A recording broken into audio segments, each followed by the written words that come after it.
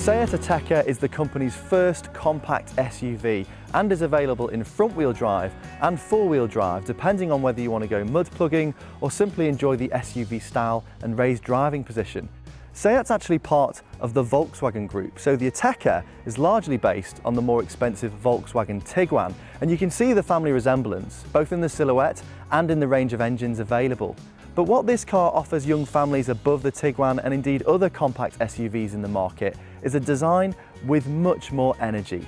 These graphical shapes, from the daytime running LED front and rear lights to the honeycomb grille, really help the Ateca stand out and turn heads.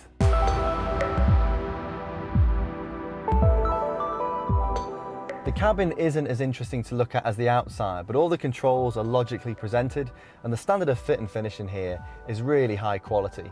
All versions benefit from 7 airbags and a driving position that can be tailored to your fit thanks to a height adjustable driver's seat and a wheel that also adjusts for height and reach. Storage is pretty decent. You've got a little bit of space in this glove box, under the central armrest and beneath the driver's seat. There's a bit more storage cubby space in these door cards for water bottles, 2 USB ports to charge your mobile phone, but annoyingly, the 2 main pair of cup holders are different sizes, so it means you and your passenger might have to have a fight over who gets the cappuccino in the morning. In the rear, there's enough head and leg room for 2 adults to sit here quite comfortably. But these outer chairs also benefit from ISOFIX mounting points and top tether anchorage to make it really easy to install a child car seat. That said, when you are testing a car like the Ateca, we'd always advise you to take your own child car seat down to the showroom and just find out what kind of a view your Mini-Me is going to have, especially as this window line is quite high. The boot offers more useful space than a Nissan Qashqai with really easy to tumble split folding rear chairs, but if you're after a flat loading bay or a space-saving spare tyre, you'll need to add them to the options list, as this heavy recess plus tyre repair mousse are standard issue. Entry-level models receive air conditioning and alloy wheels, but the interior doesn't look its best with cloth seats and a smaller 5-inch touchscreen. If you can, we'd recommend going for the most popular Excellence trim level, which adds a high-resolution 8-inch touchscreen for all your infotainment needs, including smartphone integration. It also cherry-picks some really desirable equipment, including keyless entry and go, tinted rear windows, a reversing camera, wireless phone charger, and for a bit of glamour, branded puddle lights, which look great at night. The biggest improvement, however, is this leather trim with heated front seats, which completely transform this cabin and elevates it way above cars such as the Nissan Qashqai and Kia Sportage for premium feel. Things we're not so fussed about on the options list? The 19-inch alloy wheels. They may look sensational, but they compromise the ride on an already firm riding car. And also, it's the stuff that you can't spec. The Volkswagen Group has been pretty canny in not giving the family jewels entirely to Seat.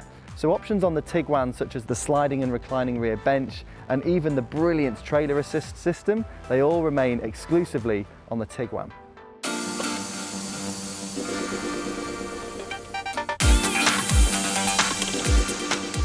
Because of this jacked up driving position, some SUVs are a little bit guilty of rolling around in the corners or from pitching when you go under the brakes, but the Ateca just doesn't really behave like that. In fact, this is probably one of the sweetest handling compact SUVs we've tested, keeping all those body movements in tight control, so at all times this thing feels really secure and safe and planted, regardless of what the corner's doing. There is loads of grip, even in front-wheel drive versions, and it's a quiet, refined cruiser. Now, you might think a big SUV like this has to have a diesel, and while the 1.6 litre diesel is a very flexible offering, the 1.4 litre petrol we've selected might make you think twice. It's really smooth and nippy with this 6-speed manual gearbox, whisper quiet around town, and it has technology that effectively can shut down part of the engine to conserve fuel when the engine isn't being worked particularly hard. If you're going to be using this Ateca for short journeys to work, to the shops, even the school run, this is the one to get. Be wary of those official fuel consumption figures, mind. If you're the sort of person who likes spending a lot of time on the outside lane of the motorway, then you'll be lucky to see 40 miles per gallon. There is a compromise with this sweet handling too, and it's a lack of comfort. This car just isn't as comfortable or as cosseting to drive as a Nissan Qashqai or a Renault Kadjar. Big wheels have some part to play, but the suspension just doesn't seem to be able to smother any of those bumps that you regularly come across in UK roads. Things like drain covers, potholes, even speed bumps. Also, if you're after a four-wheel drive or an automatic version, then your choice is pretty confined to the bigger and pricier 2-litre diesel units. And if that's you, it might be worth investigating other rivals that offer a little bit more choice.